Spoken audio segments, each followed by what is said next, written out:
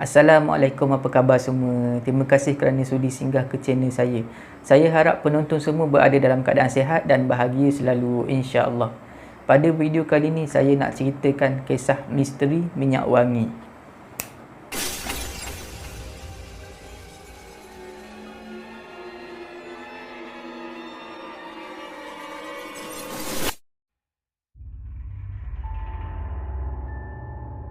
Kisah misteri ni berlaku kepada Atikah.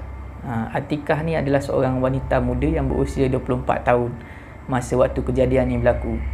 Dan dia masa tu dah hampir nak sampai tarikh lahir dia. Jadi pada hari lahir yang ke-25 dia ni, dia bercadang nak sambut, nak buat majlis, macam majlis makan-makan lah, meraikan birthday dia, meraikan hari lahir dia. Tapi bukan untuk hari lahir dia saja. Sebab Atikah ni dia baru dinaikkan pangkat. Jadi dia buat sekali lah majlis untuk raikan dia naik pangkat dan juga hari lahir dia. Jadi ramailah yang dia jemput. Atikah ni jemput ahli keluarga, sepupu, keluarga terdekat lah. Lepas tu kawan-kawan dia, kawan-kawan tempat kerja, jiran-jiran kat rumah dia pun dia jemput. Atikah dia buat majlis ni dekat satu kawasan chalet.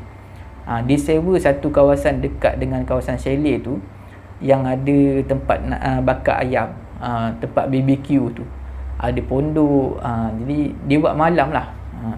Majlis tu dia buat malam.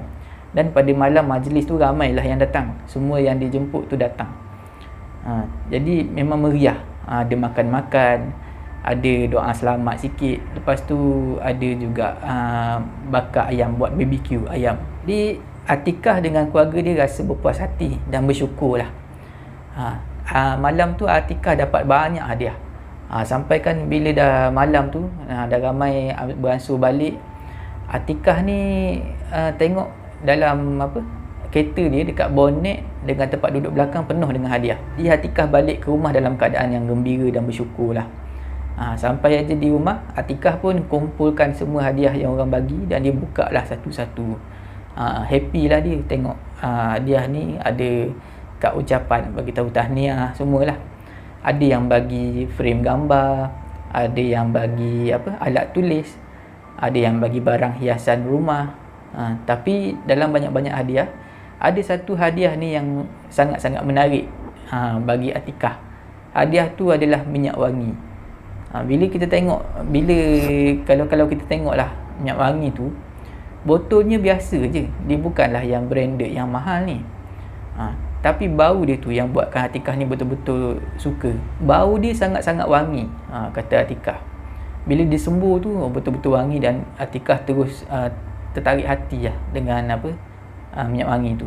Tapi bila Atikah tengok dekat bungkusan hadiah minyak wangi tu, tak ada kad ucapan. Jadi Atikah tak tahu siapa yang bagi minyak wangi tu. Jadi keesokan harinya Atikah pergi kerja macam biasalah. Dia bangun pagi, dia mandi, semayang semua, dan dia siapkan diri untuk pergi kerja. Jadi dia pun semburlah minyak wangi tu. Dia sembur minyak wangi tu dan dia simpan botol tu dalam handbag dia. Dan dia pun pergi kerja. Bermula waktu tu lah Atikah ni mula perasan ada something wrong. Ada satu benda yang tak kena jadi dekat dia. Atikah ni jenis yang peramah. Kalau dia pergi kat tempat kerja tu, semua orang ditegur. Pengawal keselamatan dia tegur, makcik cleaner pun dia tegur. Semua orang lah, orang bawahan dia, orang atasan dia, semua dia tegur. Akan sejawat dengan dia, semua dia tegur. Tapi apa yang jadi, pagi tu bila dia tegur, tak kira lah siapa-siapa pun, pengawal ke, makcik cleaner ke, kawan-kawan kerja dia ke, semua macam bila dia tegur, orang tu just senyum. Lepas tu macam nak mengelak daripada dia, bagi alasan apa-apa dan beredar daripada dia, macam nak mengelak daripada dia. Mula-mula Atikah fikir mungkinlah masa dia orang datang, sebab semua orang ni datang dekat majlis dia. Masa dia orang ni datang ke majlis malam, majlis makan-makan tu, mungkin ada dia cakap sesuatu yang menyinggung hati orang ramai. Tapi keadaan tu dia berlarutan. Masa time makan tengah hari, selalunya Atikah ni dia makan dengan member dia lah. Member yang sama lah. Tapi bila dia ajak member-member yang selalu keluar makan dengan dia ni, dia orang akan bagi alasan, macam-macam alasan.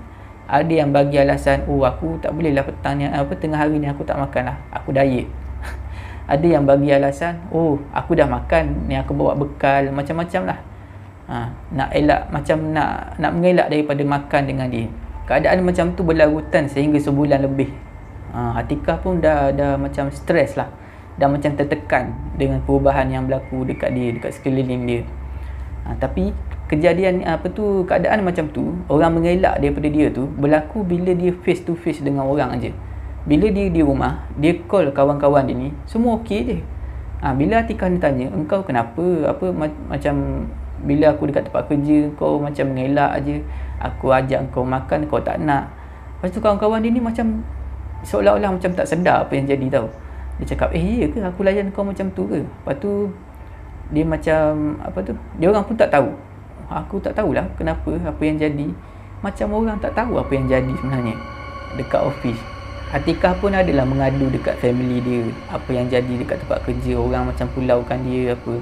Jadi family Atikah ni bagilah cadangan, kita pergi pusat rawatan Islam lah. Mungkin ada gangguan daripada makhluk-makhluk yang kita tak nampak ni. Mungkin juga orang nak khianat dia ke apa kan. Jadi Atikah ni setujulah, sebab dah tak tahan sangat, dah lama dah sebulan lebih macam tu. Sebab Atikah ni jenis orang yang easy going, jenis yang macam suka bergaul. Jadi bila dilayan macam tu, dia stres lah. Jadi Atikah ni pun pergilah ke pusat rawatan Islam. Jadi bila pergi ke pusat rawatan Islam tu, jumpalah dengan perawat. Perawat yang Islamik lah, ustaz lah. Jadi perawat tu dia adalah selidik lah apa yang jadi sebenarnya. Bila jadi, sejak bila perubahan tu berlaku, sebelum tu ada apa-apa yang jadi ke. Jadi Atikah ni ceritalah, saya ada buat majlis sambut hari lahir, sekaligus sambut kejayaan saya naik pangkat. Jadi sebenarnya perawat tu tak perlu masa yang lama pun, tak perlu selidik dengan dalam pun apa yang kebarangkalian yang menyebabkan Atikah jadi macam tu. Jadi perawat tu bagi tahu Atikah, benda ni sebenarnya ada bersama dengan kamu hampir setiap masa. Ada di pakaian kamu, di badan kamu, dan kamu bawa benda ni ke hulu ke hilir, terutama ke tempat kerja. Jadi bila Atikah dengar je macam tu, barulah dia terfikir minyak wangi yang dia letak dalam handbag dia tu, dia bawa ke hulu ke hilir dan dia pakai dekat tangan, dekat baju. Jadi dia tunjuklah minyak wangi tu dekat perawat tu. Jadi bila perawat ni tengok, memang sah lah. Dia pandai lah kan dia tengok tu. Kalau kita ni orang biasa tengok, memang tak nampak apa lah, nampak minyak wangi je lah. Tapi perawat tu memang dia sahkan lah, betul lah benda ni lah, ada orang nak kenakan kamu ni. Benda ni adalah kes iri hati, kes jealous. Tapi tak tahulah siapa yang buat kan. Jadi Atikah diserahkan minyak wangi tu kepada perawat tu untuk dimusnahkan. Jadi lepas minyak wangi tu dimusnahkan, barulah keadaan Atikah ni pulih macam biasa. Dia pergi kat office, dia bertegur siapa dengan orang mula respon macam biasalah. Bolehlah bermesra dengan orang. Jadi silaturahim tu kembali terjalin lah. Jadi lepas kejadian tu, Atikah ni dia lebih berhati-hatilah. Dia dah tak percayakan orang macam mana dulu. Kalau ada orang nak bagi something dekat dia macam susah nak terima. Dia macam trauma lah. Dan sampai sekarang dia tak tahu siapa pengirim, siapa yang bagi minyak wangi tu dekat dia. Setakat tu sajalah video saya pada kali ini. Saya harap semua penonton terhibur. Jika anda suka dengan video saya, jangan lupa like, share dan komen video saya. Jangan lupa subscribe channel saya dan tekan butang loceng untuk dapatkan notifikasi video saya yang seterusnya. Pada penonton yang nak kongsi kisah seram, boleh hantar ke alamat email yang saya sediakan dekat bawah. Janganlah kita takut kepada makhluk, tetapi takutlah kepada pencipta sekalian makhluk. Moga kita berjumpa lagi di video saya yang seterusnya.